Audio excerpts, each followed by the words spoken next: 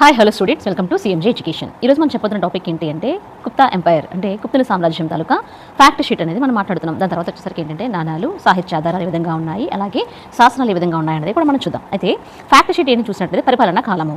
Okay, ఎప్పుడు మనం చూసినట్లయితే క్రీస్తు శకం 240 నుంచి కూడా 543 వరకు వీళ్ళ యొక్క పరిపాలనా కాలం అనమాట. అయితే మూల పురుషుడు ఎవరైనా చూసినట్లయితే శ్రీగుప్తుడు. ఓకే, నెక్స్ట్ అలాగే గుప్త సామ్రాజ్య స్థాపకుడు ఎవరైనా చూసినట్లయితే మొదటి చంద్రగుప్తుడు. గొప్పవాడెవరు? సముద్ర గుప్తుడు అని చెప్పేసి చెప్తాము. నెక్స్ట్ అలాగే అతను ఏమంటారంటే కవిరాజు అని చెప్పేసి చెప్తారు. అలాగే చివరి వాడు ఎవరంటే విష్ణుగుప్తుడు. రాజధాని పాటలీపుత్రము, రెండవ రాజధాని ఉజ్జయిని. ఓకే, అధికార లాంఛనం అనేది వరాహం, రాజముద్ర అనేది గరుడ. అండ్ అలాగే ప్రముఖ ఆధార గ్రంథం ఏంటి అంటే నీతి సారం. ఎవరు రచించారంటే కామాంధకుడు. నెక్స్ట్ అలాగే నవరత్నములు అనేవి ఎవరి టైంలో ఉండేవి అని చూసినట్లయితే రెండవ చంద్రగుప్తుని టైంలో నవరత్నములు అని చెప్పేసి చెప్తాం. నెక్స్ట్ అలాగే అధికార భాష అలాగే రాజభాష ఏంటని చూసినట్లయితే సంస్కృతము. నెక్స్ట్ అలాగే ప్రధాన వృత్తి ఏంటి అంటే వ్యవసాయము, ప్రధాన ఆదాయము భూమిశిస్తూ. అలాగే మతం ఏంటని చూసినట్లయితే వైదిక మతము అలాగే వైష్ణవ మతము. అలాగే ఈ యొక్క నగర నిర్మాణ శైలి లేదా దేవాలయ నిర్మాణ శైలిని చూసినట్లయితే నగర శైలి అని చెప్పేసి చెప్తాం. ప్రముఖ విద్యా కేంద్రం ఏంటి అంటే తక్షశిల అని చెప్పేసి చెప్తాం కదా. సో ఓకే, ఇప్పుడు మనకు వచ్చేసరికి ఏంటి అంటే సాహిత్య ఆధారాలు ఏంటో చూద్దాం ఇప్పుడు మనం. ఓకే, ఈ యొక్క సాహిత్య ఆధారాలు ఏంటని చూసినట్లయితే గ్రంథాలు అలాగే రచయితలు చూద్దాం.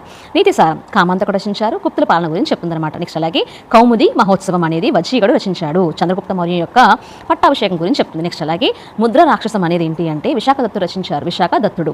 అలాగే అది ఏం చెప్తుందంటే మౌర్యుల గురించి చెప్తుందన్నమాట. అలాగే దేవి చంద్రగుప్తం అనేది ఏంటి అంటే విశాఖ దత్తుడు రచించారు. ఓకే, అది ఇక్కడ ఏం చెప్తుంది అంటే చంద్రగుప్త మౌర్యుడు అండ్ అలాగే ధృవాదేవిని వివాహం చేసుకునే విధానాన్ని ఏ విధంగా ఉందని చెప్పి వివరిస్తున్నారు. నెక్స్ట్ అలాగే మృచ్ఛకటికం. ఈ యొక్క మృచ్ఛకటికం అనేది ఏంటి అంటే శూద్రకుడు రచించారు. ఓకే, అయితే ఇక్కడ ఏం చెప్తుంది, ఇక్కడ సామాజిక ఆర్థిక పరిస్థితుల గురించి. ఓకే, మృచ్ఛకటికం అంటే ఏంటి అంటే చిన్న మట్టి బండి అని చెప్పేసి కూడా చెప్తారు. నెక్స్ట్ అలాగే ఏంటి అంటే ఇక్కడ దీనిలో చారుదత్త అనే బ్రాహ్మణుడు వసంతసేన అనే వేశ్యల యొక్క ప్రేమ కథను గురించి వివరిస్తుందన్నమాట. ఓకే, కథా సరిత్సాగరం అనేది సోమదేవ సూరి. నెక్స్ట్ అలాగే ఏంటంటే చంద్ర వ్యాకరణం అనేది ఏంటి అంటే బౌద్ధ మత గ్రంథము చంద్రగోమిస్ అని చెప్పేసి చెప్తుంది. అది ఏం చెప్తుంది అంటే స్కందగుప్తుడు ఎవరైతే ఉన్నారో అతని టైంలో హుణులు. ఓకే, హుణులు అన్న వాళ్ళు ఓడించి విక్రమాదిత్య అనే బిరుదు అనే వాళ్ళు పొందారని చెప్పి చెప్తారనమాట. సో ఇది ఏంటి అంటే మనకి ఈ యొక్క సాహిత్య ఆధారాలు. నెక్స్ట్ అలాగే ఉండేసరికి ఏంటంటే శాసనాలు అనమాట.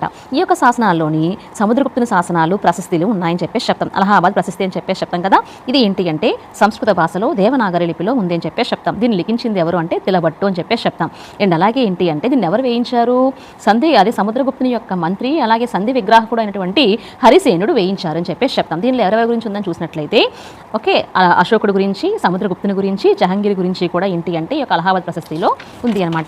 నెక్స్ట్ అలాగే చూసినట్లయితే మనం మెహరౌలి ఇనుప స్తంభ శాసనం అని చెప్పేసి చెప్తాం. రెండవ చంద్రగుప్తుడు వేయించారు. దీంట్లో ఏంటి అంటే ఉజ్జయినిని జయించి శకులను అక్కడ నుంచి తరిమివేసి విక్రమాదిత్య లేదా షకారి అని బిరుదు పొందాడు అని చెప్పేసి చెప్తాం కదా.